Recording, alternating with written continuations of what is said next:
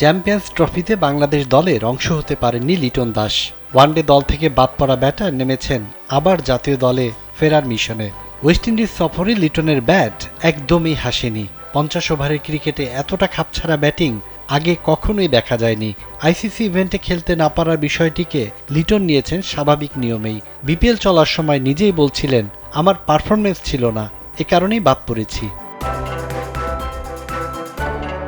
ক্যারিয়ারে দুঃসময় আগেও এসেছে লিটনের।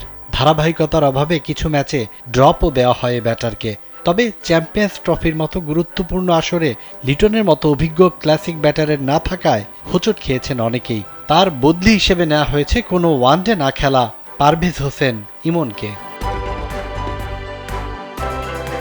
চ্যাম্পিয়ন্স ট্রফির দলে থাকা ক্রিকেটাররা দুবাইয়ে প্রস্তুতি নিচ্ছেন, আর লিটন বাংলাদেশ টাইগার্সের ক্যাম্পে যোগ দিয়েছেন। জাতীয় দলের আশেপাশে থাকা ক্রিকেটারদের নিয়ে মিরপুর শেরেবাংলা স্টেডিয়ামে আজই টাইগার্সের ক্যাম্প শুরু হয়েছে। আগামী ৩ মার্চ মাঠে গড়াবে ঢাকা প্রিমিয়ার লিগ। ক্যাম্পে নিজেকে প্রস্তুত করে ডিপিএলে রানে ফিরে নির্বাচকদের খুশি করতে পারলে ঘরের মাঠে সামনের জিম্বাবুয়ে সিরিজে হয়তো আবার লিটনকে দেখা যাবে বাংলাদেশকে প্রতিনিধিত্ব করতে। সাজ্জাদ খান, কালবেলা।